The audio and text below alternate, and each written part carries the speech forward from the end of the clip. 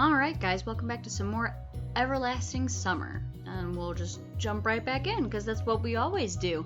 Right to the freaking point, because this game takes a while to get through, apparently. Alright. She waved goodbye to me and disappeared around the path's bend. Looks like it's a couple minutes until the lineup. I should quickly pass my home to drop off my washing bag and eat the sandwiches, and then head to the square. I swung open the door to the camp leader's cabin and rushed inside, as if jumping into the last car of a departing train. It didn't turn out to be the best idea, because inside I found Olga Dmitrievna, who was changing. I froze on the spot, trying not to breathe. Finally, the camp leader noticed me. "Simon!" I looked away immediately. "Have you heard of knocking? Now get out!" Thanks for not showing us that visual. Yeah, that was real clumsy. Although I did enjoy the sight. Olga Dmitrievna followed me out in a minute. "Here, take this. Now it is your home too." She handed me a key. I put it in my pocket. Home. Of course, if you disregard how fantastical the current events were, this camp was far from being the worst place on Earth, but to call it home? Just after one day spent here? I doubt I'll ever be able to do so. Alright, let's go. We're late. But what about the sandwiches? Just eat them on the way. We were passing along the lines of the pioneers' cabins while I was tucking into the ham sandwiches, and Olga Dmitrievna kept on talking and talking. She was buzzing like a game of Operation with Parkinson's. Oh, that's horrible. But I cared about nothing but the food. Understood? Huh? Were you listening? You weren't listening. Sorry. Today's the first day of your new life as a pioneer, and you should do your best so that it becomes a happy life. Yeah, definitely. I'm serious. A pioneer has many duties. Great responsibility is conferred upon him to participate in social work, to help his juniors, to study and study again. We here are all like one big family, and you will become part of it. Yeah, part. I'd even sign a party membership card if it could save me from listening to this nonsense. I hope that after your term here is over, you'll keep the most pleasant memories about our camp. Memories that will last your whole life. And when will this term end? Why do you keep asking silly things? It seems I won't get any information from her. A shame, really. This world appears to be so friendly, but it never bothered to introduce itself to me. Perhaps now I can take things somewhat easier than yesterday. It seems like I have some unspoken ceasefire with it. It isn't trying to hurt me, but I'm forbidden from asking questions. Of course, this situation isn't a pleasant one, but what can I do about it?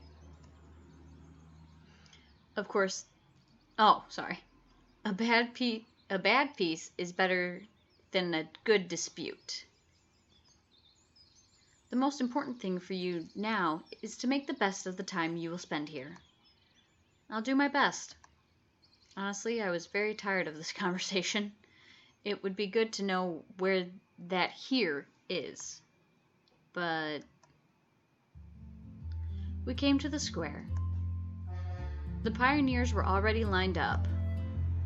Is somebody not here yet? Nope, all here. She looked around at her brave pioneer troops. All right, go stand somewhere. Weird. Why did she tell me there are no more sleeping places? While the chief was running her mouth about our plans for the week, I stared at the people. A few yards away from me stood Electronic, a little further Lena and Slavia, and at the end of the line, Yelena and Alyssa. Everyone I had met was here. Olga Dmitrievna spoke about some competitions, and I turned my attention to the monument. Genda. I could not remember any revolutionary with the similar name. He had a weird posture, too, as if he was looking around with distrust, maybe contempt, or even disdain. Probably some local leader. Daydreaming again? Slavia brought me back to reality. Olga Dmitrievna stood nearby. Still remember the plan for the week? The plan? I will never forget the plan. Perfect. She looked at Slavia. Sorry. Did you bring it? Yes. Slavia handed me a piece of paper. It's a checklist. Here are 4 tasks to check off. Do it all today. Before you start, sign up for a club. There are some clubs in the clubhouse and a musical club in a separate building. Then visit the infirmary. And finally visit the library. Got it? Yes. The checklist seemed like a good chance to find out something, since I had to go to places I haven't been before. Then come on, start right now. What about lunch? Don't worry, I'll bring you more sandwiches. The checklist is more important. Good luck. They departed too fast for me to ask anything else. Missed breakfast, now I'll miss lunch too. That ain't good. Maybe I'll manage it in time somehow. Lunch starts at 1. Then again, if I go there, I might miss a place from the checklist. Oh, I'm having a hard time with words, I'm sorry. Okay, it's too early to go to the canteen anyway. Oh my! I get to make decisions! This is new! Where should we go first? Well, let's see.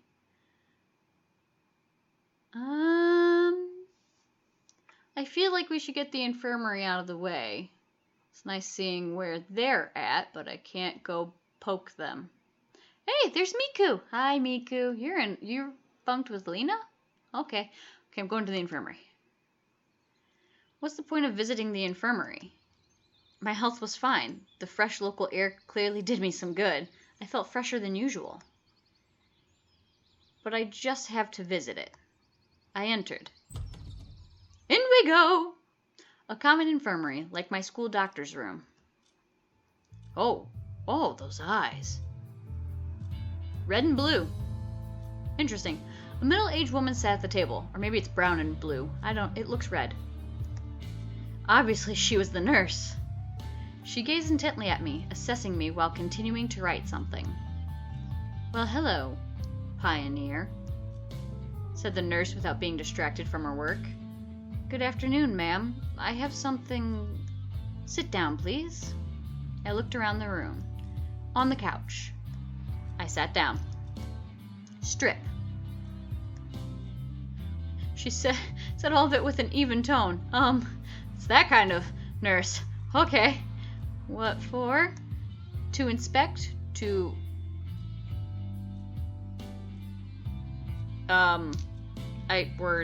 Word. There you go. It's a word. To check your health, you know. By the way, my name is Violetta, but you can call me Viola. Voila! She turned to me. What are you waiting for? Strip. But I have no health issues. I've got this. I neatly gave her the paper. Later.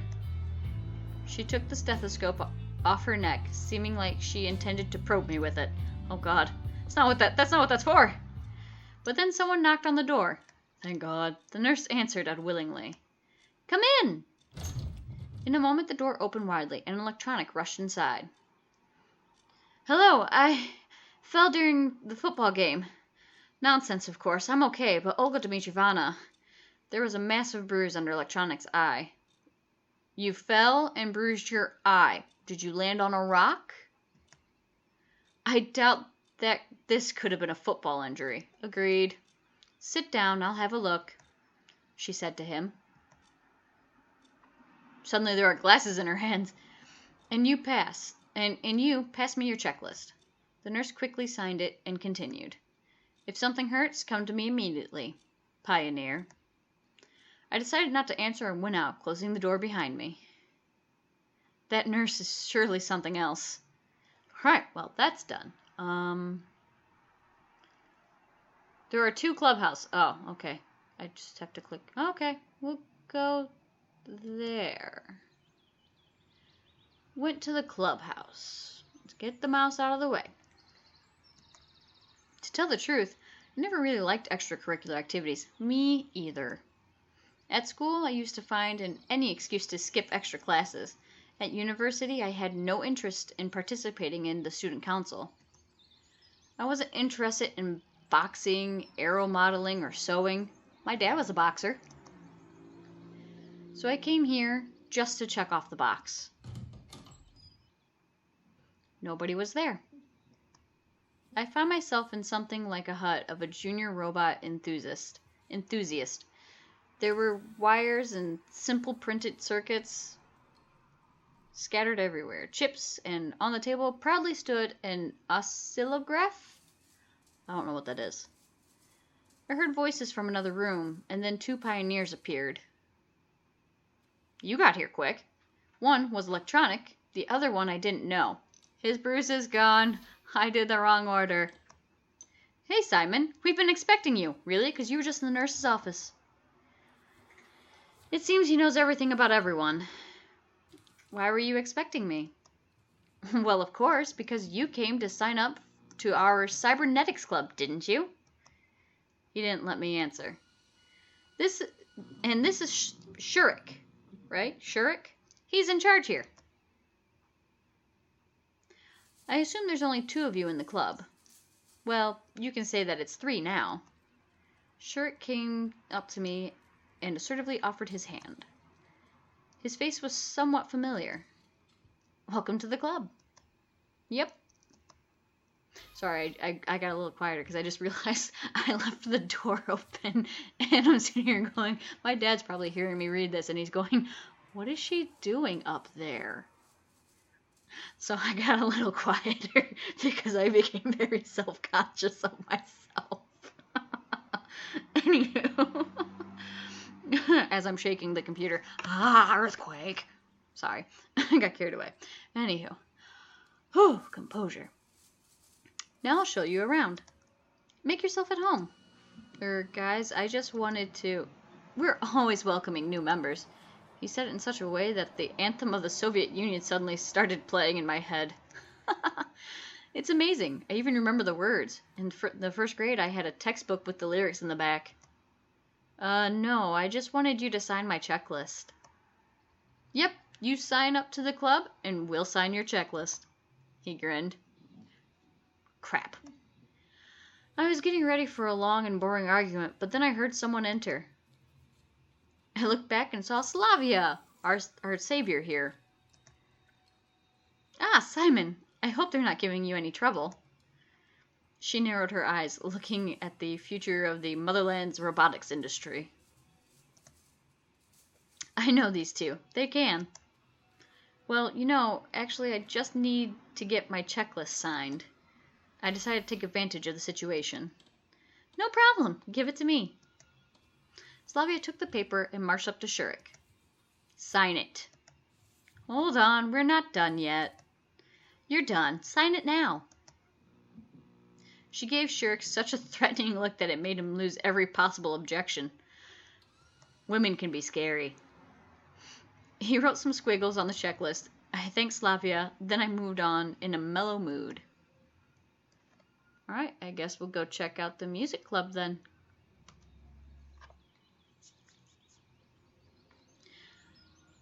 The music club, a small 1-level building, was located some distance from the other camp buildings. I opened the door and entered without hesitation. There was enough instruments for a whole orchestra here, drums, guitars, even a piano. I spent some time looking closely at every instrument, wanting to guess the time period they were from, but suddenly I heard a crawling sound coming from underneath the piano. Miku! A girl. Seems like she was looking for something. Of course Miku would be in the freaking music room. Duh! She's a Vocaloid. She was standing on all fours in such a suggestive pose that I hesitated to speak at first. Excuse me? Ah, who's there? I can't do Miku's voice, I'm sorry. It's too high-pitched.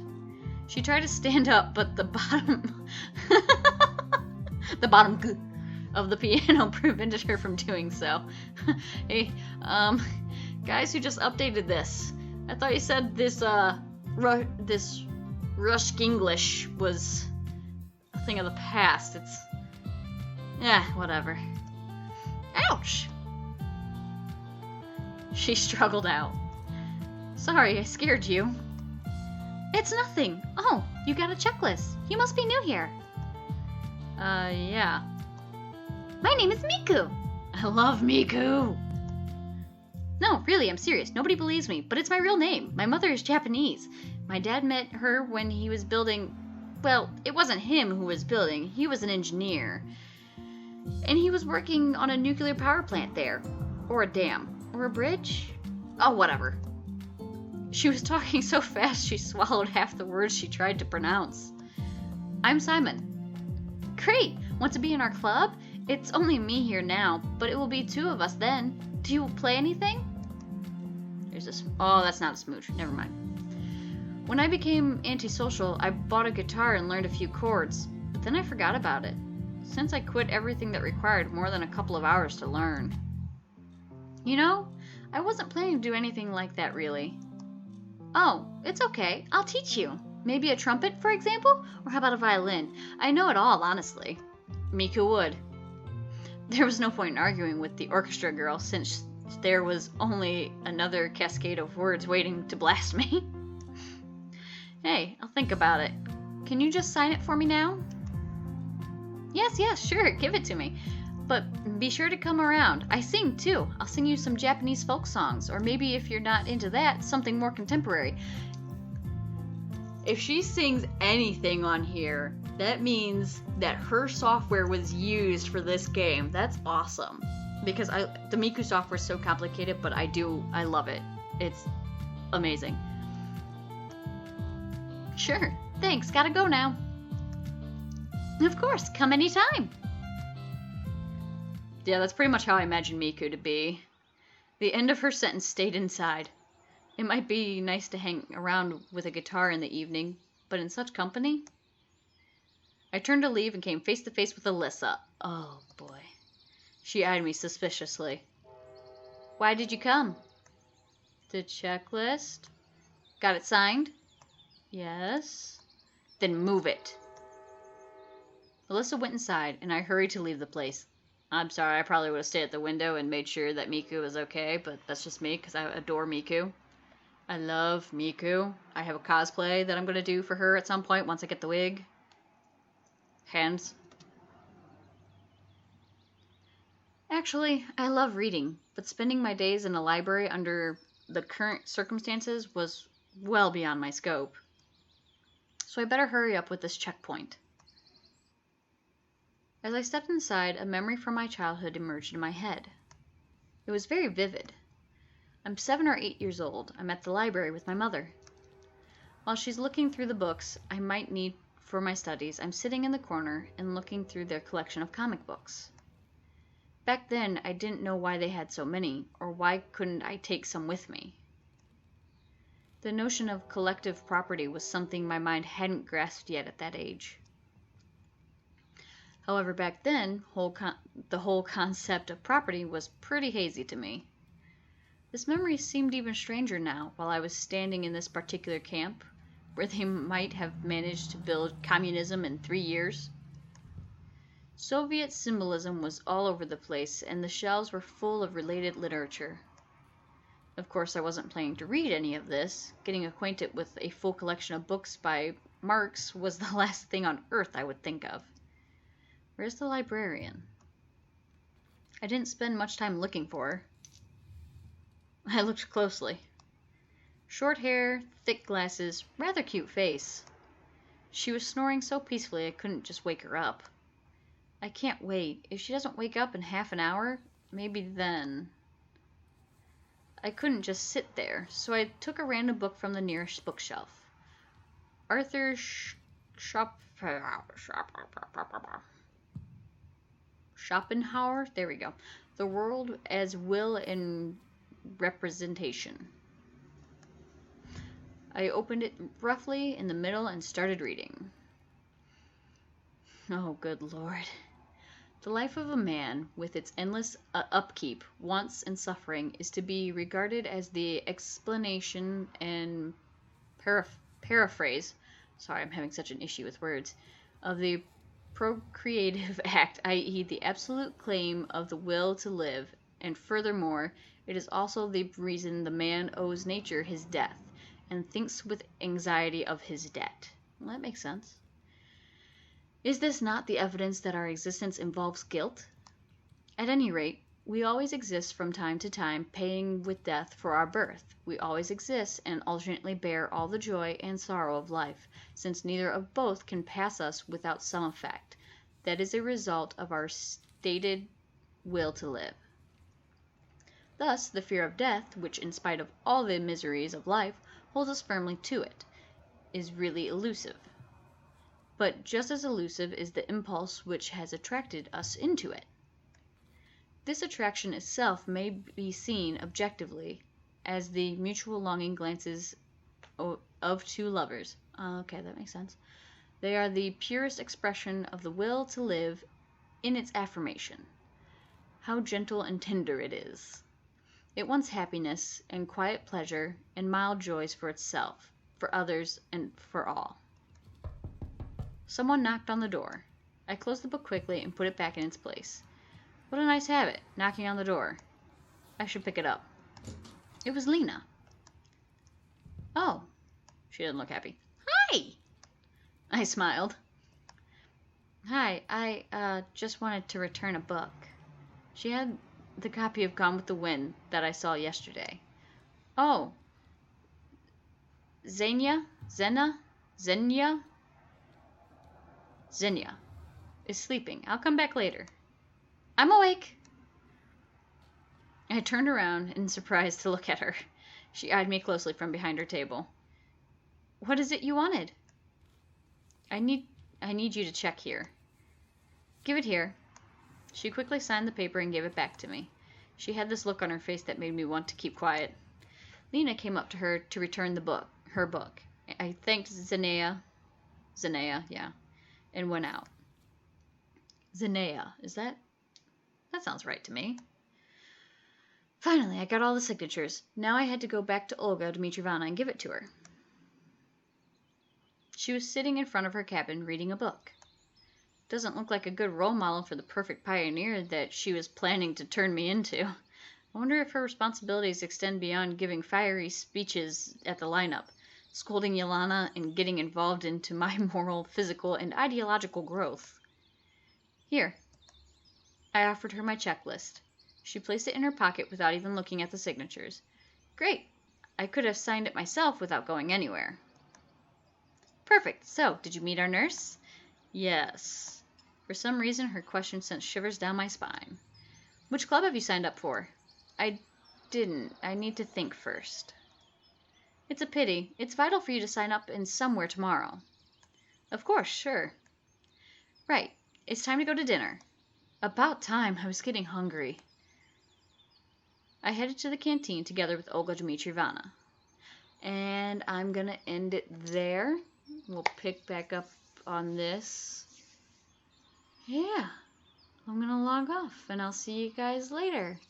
Bye-bye.